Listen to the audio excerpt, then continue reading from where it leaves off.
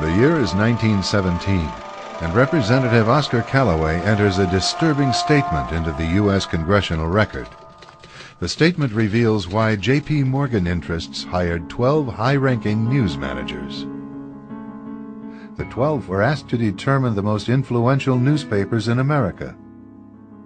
They were to figure out how many news organizations it would take to control generally the policy of the daily press of the United States.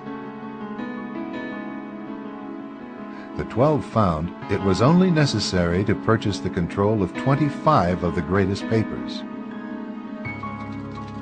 An agreement was reached. The policy of the papers was bought, and an editor was placed at each paper to ensure that all published information was in keeping with the new policy.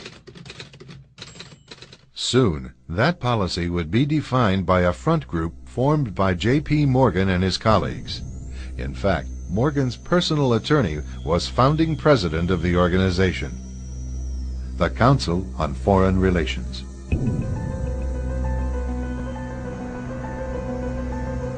Today, the CFR maintains that its goal is to increase America's understanding of the world.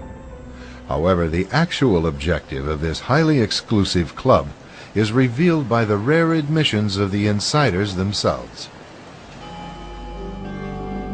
In the early 60s, a Georgetown University professor collects information for a book favorable to the network of powerful men who founded the CFR.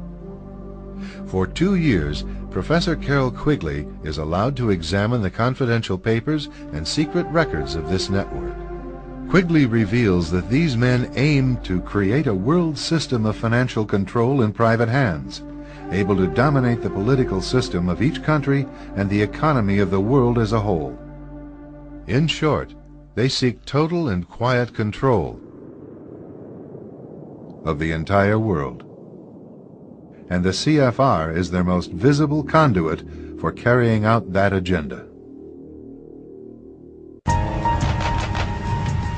CFR members include America's wealthiest tycoons, as well as the highly placed elite in government, academic institutions, tax-exempt foundations, and the establishment media. Ruling Class Journalists, written by Richard Harwood, describes the CFR membership as the ruling establishment in the United States. The Washington Post article boasted that news reporters who are CFR members do not merely analyze and interpret foreign policy for the United States, they help make it.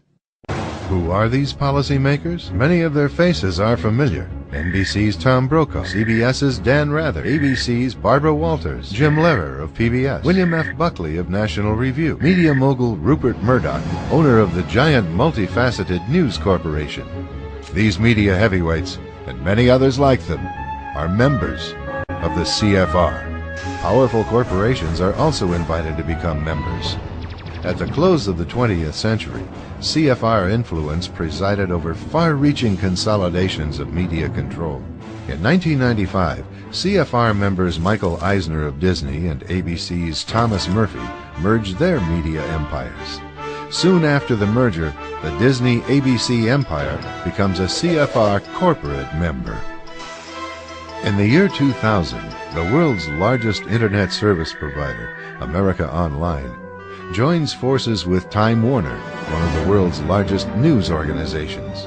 The CEOs favoring the move are CNN's Thomas Johnson and Time Warner's Gerald Levin, both CFR members. Once again, another media giant is created under the shadow of CFR influence. Today, an elite handful of individuals define the agendas that are supported by the empire of establishment news.